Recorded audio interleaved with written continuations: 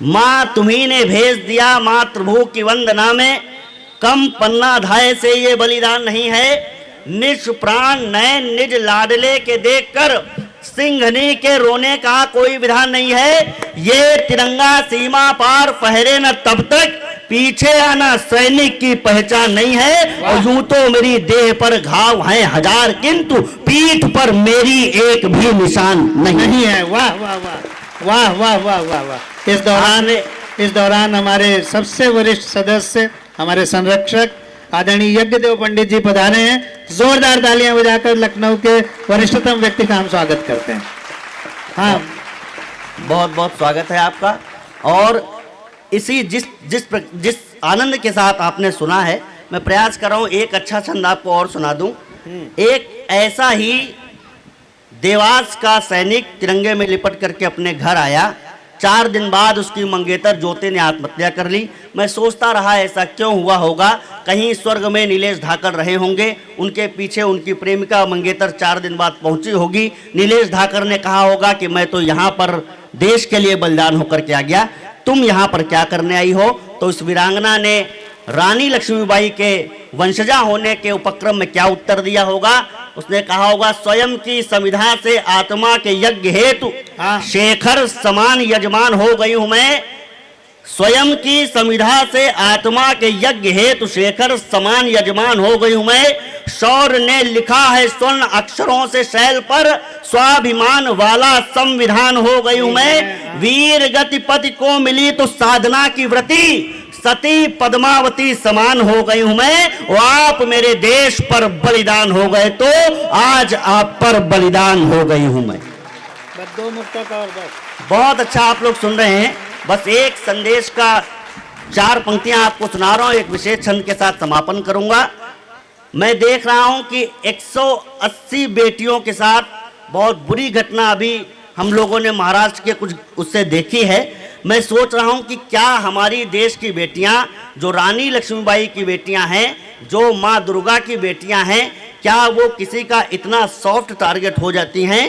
जब भी इनको समझाओ तो ये उल्टा अड़ती हैं। एक शिकारी की रक्षा में ये घर से अड़ती हैं। इन्हें छुरी की धार नहीं बस प्यार दिखाई देगा, उसके आगे छोटा सा घर बार दिखाई देगा। घर वाले सारे इनको अपने दुश्मन लगते हैं, वे अच्छे लगते जो इनको रूप बदल ठगते हैं। तो सुन लो नकली आशिक जीवन पार नहीं कर सकता, सुन लो नकली आशिक जीवन पार नहीं कर सकता। माँ पापा से ज्यादा तुमको प्यार नहीं कर सकता। बहुत अच्छा। और एक समाधान आपको देकर के जा रहा हूं। बस ये समाधान इतना है कि जो हमारी जगत जननी माँ सीता के पास था, वही दृढ़ता आपके अंदर आ जाएगी। तो ऐसा नहीं होगा।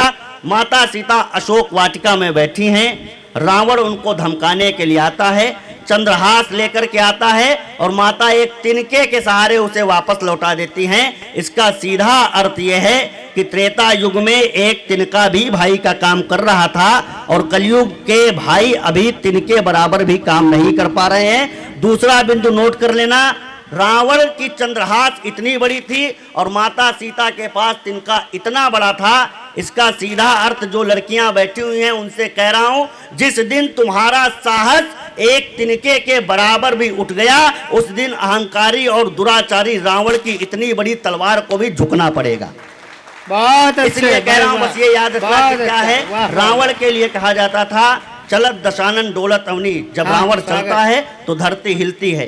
तो जो रावण धरती हिला सकता था, वो रावण क्या नहीं ला सका। बस वही माता सीता की दृढ़ता है।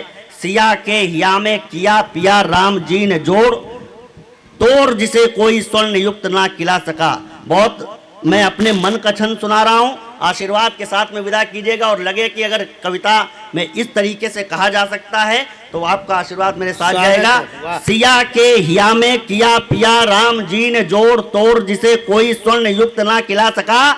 रमा में रमे है राम, राम में रमी है रमा। सीता को कोई असत्य विष ना पिला सका। जानकी ने ले ली जब एक तिनके की ओट, जानकी ने ले ली जब एक तिनके की ओट, 20 आंख वाला एक आंख ना मिला सका। जानकी ने ले ली जब एक तिनके की ओट, 20 आंख एक आंख ना मिला सका और रावण ने चरणों से धरती हिला दी, किंतु रावण ने चरणों से धरती हिला दी, किंतु धरती की बिटिया का चित्त ना हिला सका।